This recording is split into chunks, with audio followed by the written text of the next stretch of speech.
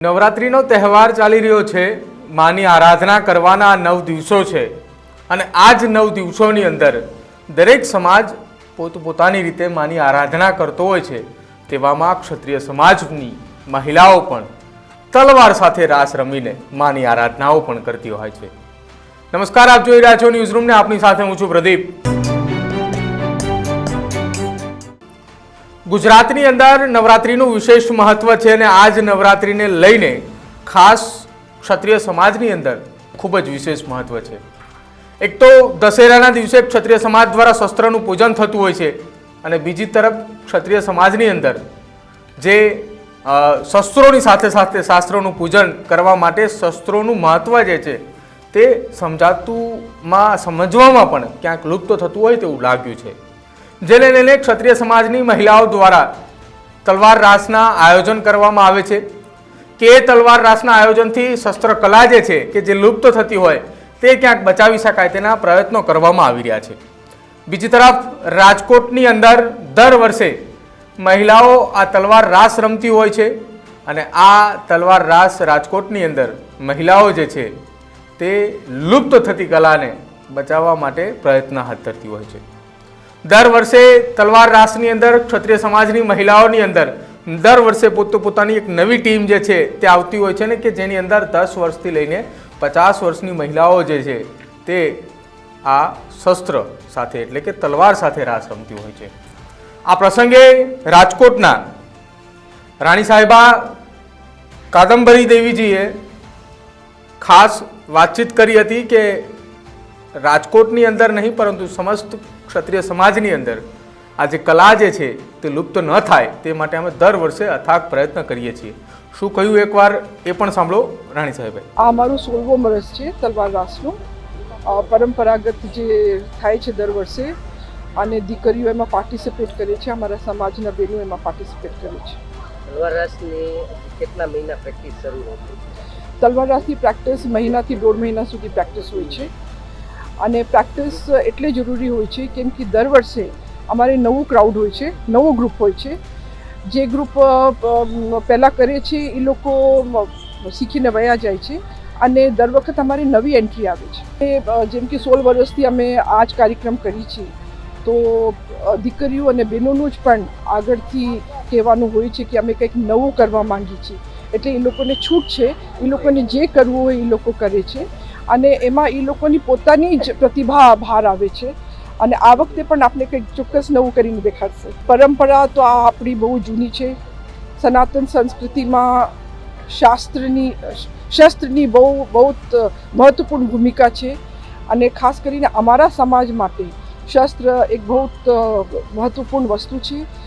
એની જે કલા પહેલાં જે હતી, પહેલાં યુદ્ધમાં કામ આવતી, હવે યુદ્ધ તો નથી પણ આ યુગમાં પ્રમાણે આ પરંપરા લુપ્ત ના થાય એના માટે અમારું ભગની સેવા ફાઉન્ડેશન આ કાર્ય કરે છે અને એમાં પણ આપ જોશો કે પહેલાં પૃથ્વીરાજ ચૌહાણ, મહારાણા પ્રતાપ જેવા યોદ્ધાઓ બધા એ લોકો મા ભગવતીની આરાધના કરીને શસ્ત્ર હાથમાં ઉઠાવતા, એટલે અમે પણ એ જ આપણી સનાતન સંસ્કૃતિનું જે આધાર છે કે આપણે માતાનું આવાહન કરી, આપણે માતાને ઇન્વોકેશન કરી, માતાને આપણે બોલાવીને એને સ્થાપના કરી અને પછી એનાથી આપણને जो शक्ति प्राप्त થાય उस शक्ति के द्वारा जो वो शक्ति संचार होती है, खास करके ये 9 दुर्गा के 9 दिनों में उसका पूरा उपयोग करके बहने कुछ आगे समाज के लिए कुछ कर सके। રાજકોટની અંદર જ્યારે આ કલા શીખવાડવામાં આવે છે ત્યારે રાજકોટની આસપાસના વિસ્તારની અંદરથી પણ ક્ષત્રિય સમાજની મહિલાઓ ત્યાં આવે છે, તલવાર રાસ શીખે છે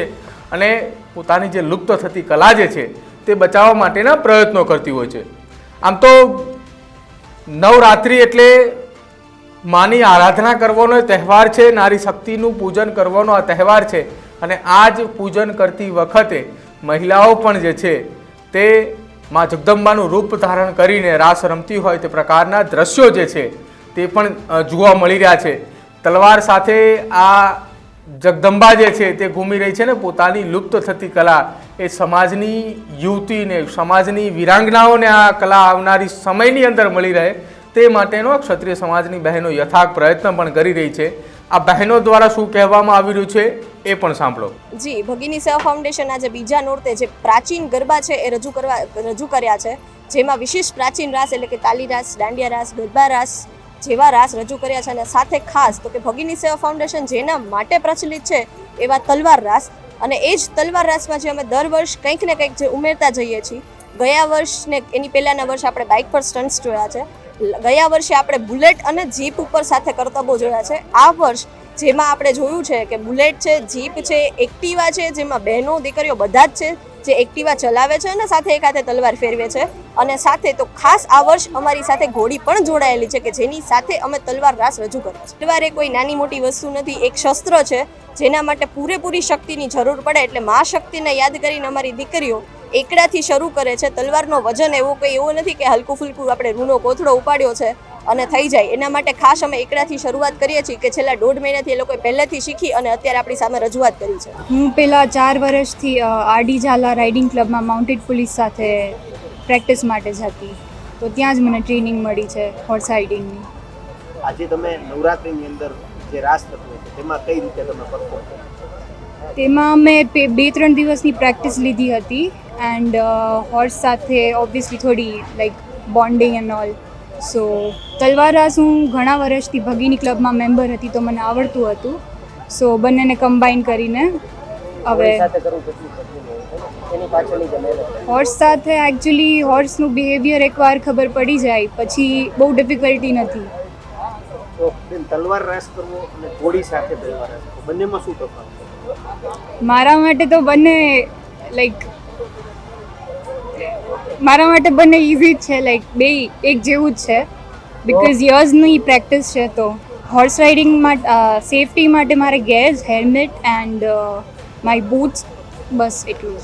ક્ષત્રિય સમાજની બહેનો છેલ્લા 15 વર્ષ કરતાં પણ વધારે સમયથી સ્કૂટર હોય, બુલેટ હોય કે કાર હોય તેના ઉપર તલવાર રાસ રમતી હોય છે. સાથે સાથે શાસ્ત્રોની સાથે સાથે શસ્ત્રોનો કેવી રીતે ઉપયોગ થાય તે પ્રકારની આ મહિલાઓ જે છે તે વિરાંગનાઓ જે છે તે ગરબા રમતી હોય છે. અને આ વખતે પણ એ જ પ્રકારે આ વિરાંગનાઓ ગરબે ઘૂમી છે.